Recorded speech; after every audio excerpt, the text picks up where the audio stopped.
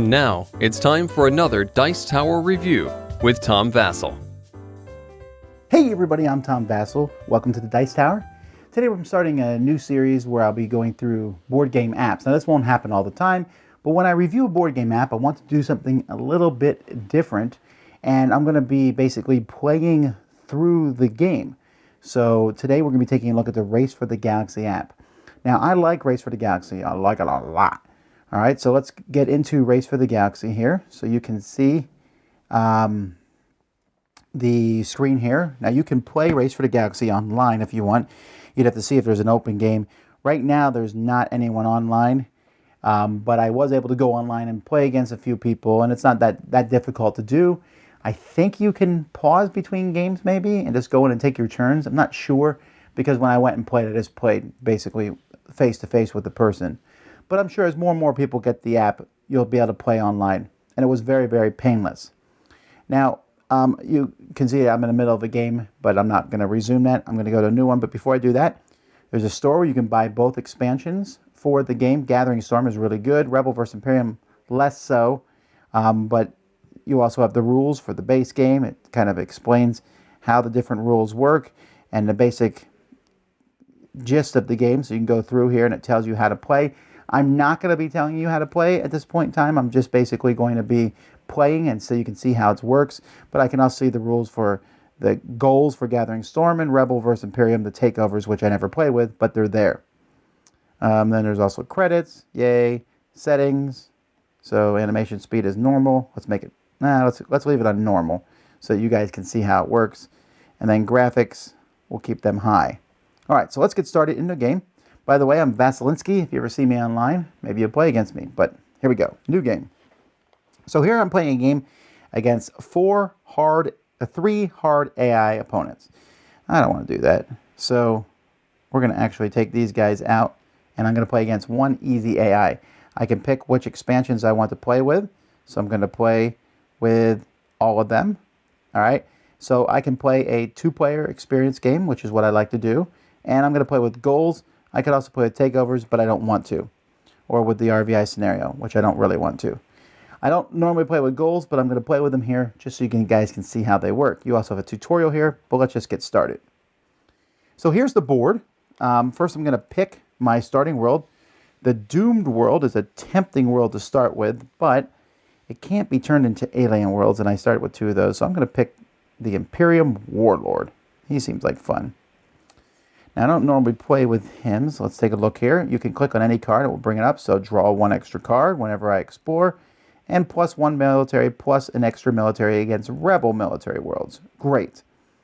I can always bring up my opponent here, show their area, but there's not a lot to show there. And we can take a look at the goals over here. So the first person to have 5 victory point chips, we'll get that. The first person to have powers in every phase, plus a trade power. The first to put out a 6-cost development. First to have 4 goods at the same time. The most novelty in rare worlds and most production worlds. I'm a little concerned about this, and I'll tell you why. Because the planet that the guy I took here to start with is definitely a war guy, and I'm going to kind of head that direction. But these goals definitely favor the production side of things. So what I'm going to do here is I'm going to try to end this game as quickly as possible. I need to get rid of 2 cards here. I'm probably never going to be able to build this 7-1. And I probably won't use the consumer markets. But I might use replicate robots. Let's see. So he's starting with Epsilon Iriat. I can't see that. So if you notice up here at the top, when I click on his thing here, you notice he has 4 cards, but it also shows that he has +1 military strength. I also have +1 military strength, but also +1 rebel, which you can see when I click on that. And it shows that I have 2 victory points for my planet and 4 cards in hands. So now I'm going to choose 2 actions. Well, I'm going to put out this blaster runners because that will give me an extra military. But I think I'm also going to search for cards. Hopefully I'll find the right card that I want. Let's do it. So if you notice, these cards have this gold, this red glow around them. That's to show which cards I'll get rid of. I'm actually, man, this one's a little tough. See, this Rebel sympathizers I could put out right away, which is kind of handy. But man, this could be 9 points later in the game. I'm going to go for the long view, and I'm going to get rid of everything except for that 9 card. probably not the best idea, but man, it's just really cool to be able to put out that 9-1. So I'll place a world. My military strength is now 2. And now choose my actions again. So I'm going to put out another. Outlaw world doesn't really matter. So what I'm going to do here is I'm going to do a double search and keep 2 of the cards this time.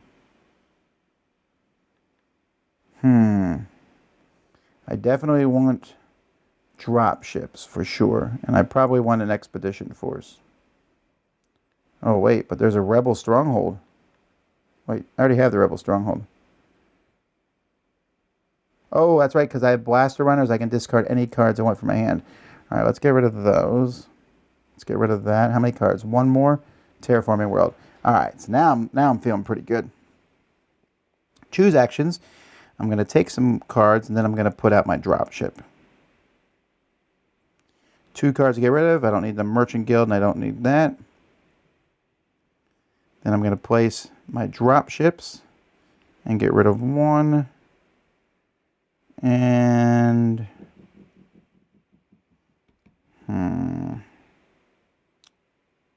let's get rid of the outlaw world. I have to pay 1 more? Well, there goes the formal penal ships. All right, so now my military strength is 5, but it's 6 versus rebels. Fortunately, I need 1 more, so I'm going to put out that expedition force. And I'll draw a couple more cards while I'm at it. Yeah, I don't need consumer markets, and I don't need gem smugglers. Now place of development. Oh, I can put out Imperium troops. That's slightly better. I think I'm going to do that.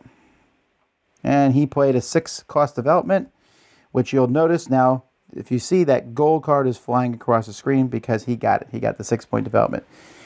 So if we look at it, he's actually doing pretty well. But I have 6 military, but 8 against rebels. So this is great. Oh, I can place my development too. Oh, I can place 2 developments because,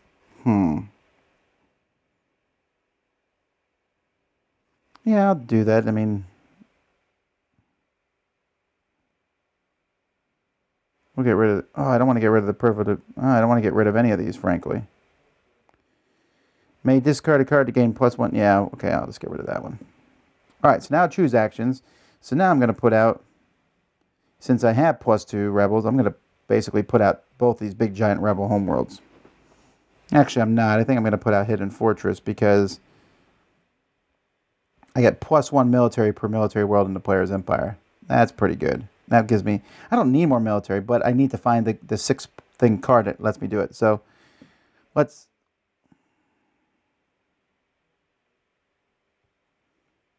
how do you like them apples there? I placed both the rebel homeworld and the rebel stronghold. Well, now we need to start finding that card that gives me that, and I'm also going to drop out another world while we're at it. 6 cards to get rid of. I got it, baby. The Imperium seat. Nice. Oh, I also got the Rebel Pact. Okay, well, whatever. No Galactic Bankers. I don't need that. Don't need that. Don't need that. Don't need that. Don't need that. Don't need that. Don't need that. Okay. I'm feeling pretty good about this. So, if you notice, the Imperium seat is worth 10 right now.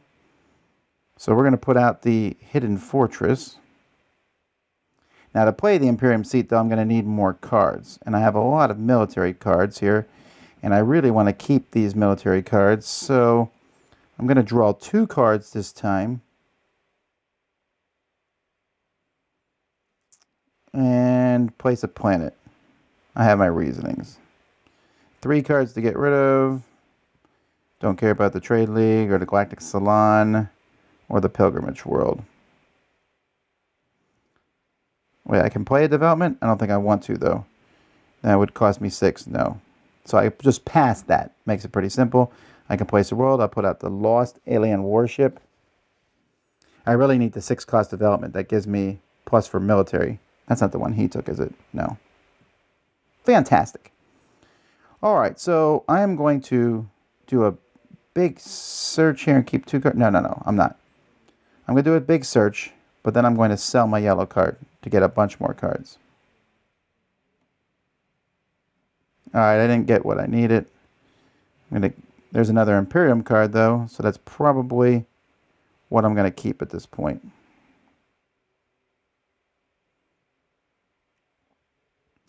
One more card to get rid of. We'll get rid of that one. Okay, so now I'm going to drag a good to trade. I'm going to sell that for 5 more cards.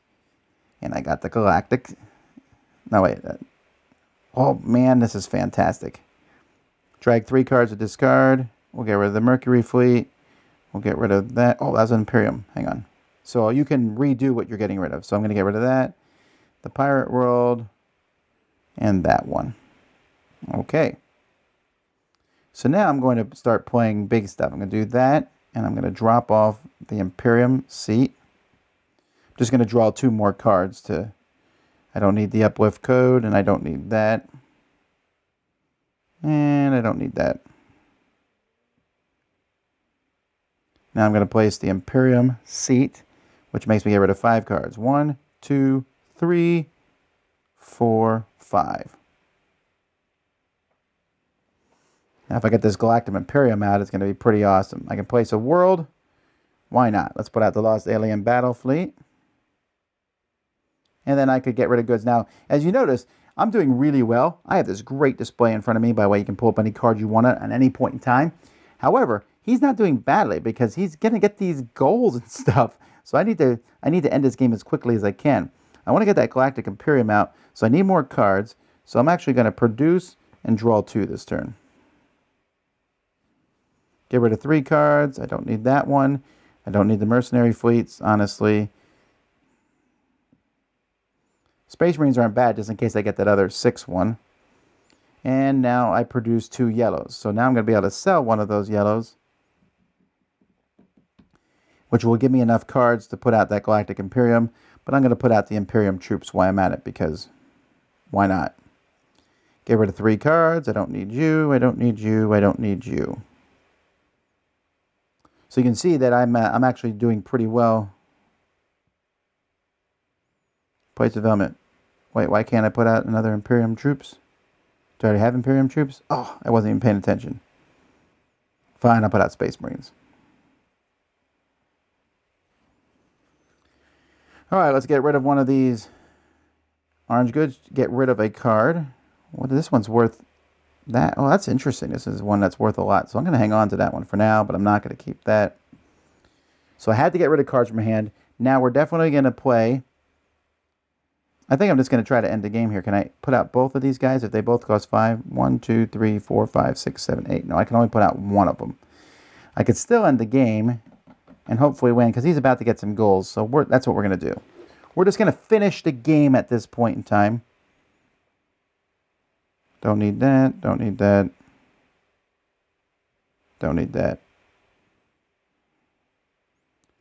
All right, place development. I'm going to place the Galactic Imperium out there.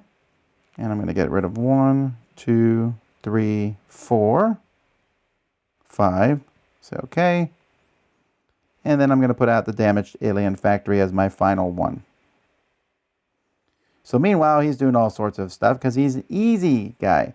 I managed to finish the game before he could get any more of those goals, because if I had done that, he would have won by a mile. Now, I really beat him here, 57-32, but that still was a little worrisome because those goals didn't match the strategy I did. Now, this is a military strategy, which works really well. It's a fast strategy, but getting the different goods and discarding them.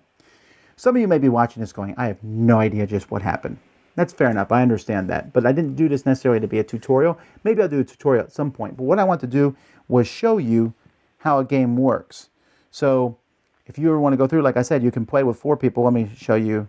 I'll add 2. I'm just going to show you what it looks like. So you can see all the AIs up there. I picked that one.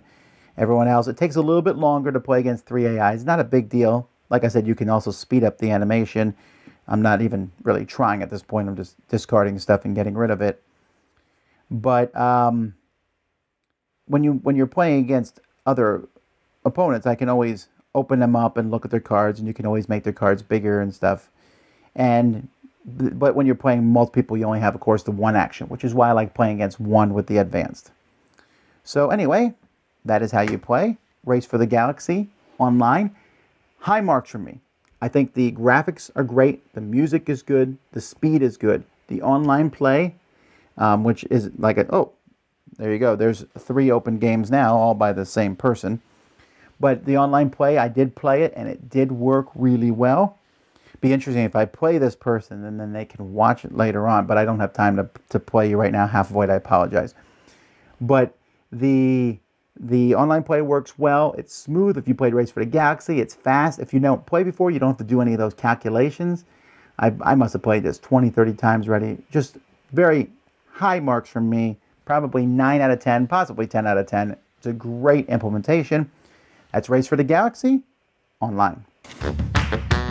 Thanks so much for watching the Dice Tower videos. Find more great videos and reviews, as well as our top-rated audio podcast at Dicetower.com. You can also find other great shows at Dicetowernetwork.com. I'm Eric Summerer, and you've been watching The Dice Tower. The Dice Tower is sponsored by Cool Stuff Inc., where you can find great games for great prices. Cool stuff in stock.